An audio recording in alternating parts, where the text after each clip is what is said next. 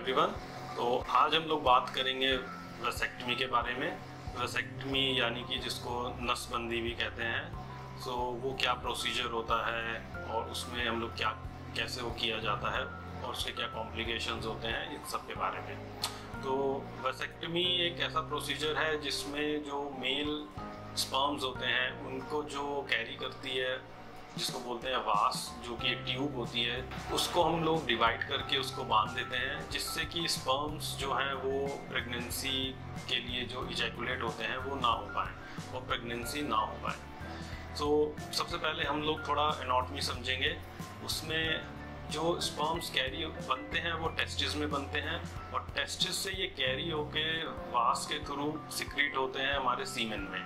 जो वास होती है ये स्पर्म्स को कैरी करती है, ये रिस्पॉन्सिबल होती है स्पर्म्स को कैरी करने के लिए टेस्टिस से लेकर और यूरेथ्रा तक, जहाँ से कि ये फिर सीमेन के साथ मिलकर आगे सिक्रीट होते हैं। तो ये वास जो होता है ये एक स्ट्रक्चर होता है जिसको हम, जो सर्जरी है वैसेक्टमी, उसके दौरान इसको क्लिप करके या फिर इसको सूचर से बांध के कट कर देते हैं। अब एक बार ये कट हो गया तो जो स्पर्म्स टेस्टिस में बन रहे हैं ये आपके सीमेन में नहीं सिक्रीट होंगे और इसकी वजह से प्रेगनेंसी नहीं होगी। ये उन पेशेंट्स में कराते हैं, वो पेशेंट्स ये सर्जरी कराते हैं जिनकी फैमिली कंप्लीट है, जिनको 2 या 3 बच्चे हो चुके हैं और जो आगे कोई और बच्चा नहीं करना चाहते।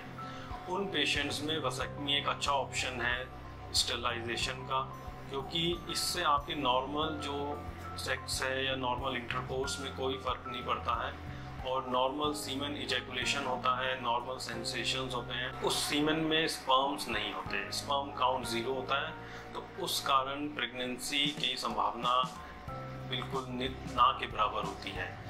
बट इसमें हम लोगों को 2-3 बातें ध्यान रखनी चाहिए। पहली बात कि कुछ बहुत ही रेयर केसेस में ये देखा गया है कि सर्जरी के बाद भी ऐसा होता है कि ये वास जो है ये अपने आप से रीकैनलाइज होकर जुड़ जाते हैं और स्पर्म्स जो कि टेस्टिस में बन रहे थे लेकिन अभी तक नहीं जा पा रहे थे सीमेन में, ये कई बार ट्रैवल करके रीकैनलाइजेशन के कारण स्पर्म सीमेन में पहुंच जाते हैं।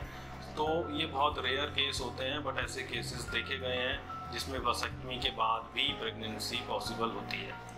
दूसरी चीज़ हमें ध्यान रखनी चाहिए कि ये प्रोसीजर एक इरिवर्सिबल प्रोसीजर है, यानी कि अगर एक बार स्टेरिलाइजेशन या वैसेक्टमी हो गई उसके बाद इसको दोबारा अगर कोई पेशेंट चाहता है कि नहीं मेरे को प्रेगनेंसी चाहिए या फिर बच्चे हमें और चाहिए, तो इसको सूचर करना या रीकैनलाइज करना काफ़ी मुश्किल काम होता है और उसका सक्सेस रेट 10 या 20% से भी कम होता है। तो वैसेक्टमी कराने से पहले ये चीज़ ध्यान रखनी चाहिए कि आगे चल के इसको रीकैनलाइज करना एक मुश्किल प्रोसीजर है। लेकिन फिर से मैं कहूँगा कि जिन पेशेंट्स में 2 या 3 बच्चे हैं या जिनकी फैमिली कंप्लीट हो गई है, तो उनको प्रेगनेंसी का डर रहता है कि कहीं हम दोबारा से प्रेगनेंसी ना हो जाए और बच्चे ना हों, तो वे लोग और बाकी तरीके के प्रिकॉशंस यूज़ करते हैं, जैसे कॉन्डोम यूज़ होता है या फिर फीमेल्स जो है वो पिल्स यूज़ करते हैं। बट उसके कारण काफ़ी साइड इफ़ेक्ट्स होते हैं, उनको लेने में काफ़ी दिक्कतें होती हैं। तो उस केस में ये एक अच्छा ऑप्शन है जिसमें कि कॉम्प्लिकेशन सर्जरी के बहुत कम है और ये काफ़ी हद तक एक 100% या 99.9% सक्सेसफुल प्रोसीजर होता है प्रेगनेंसी को रोकने के लिए। Thank you.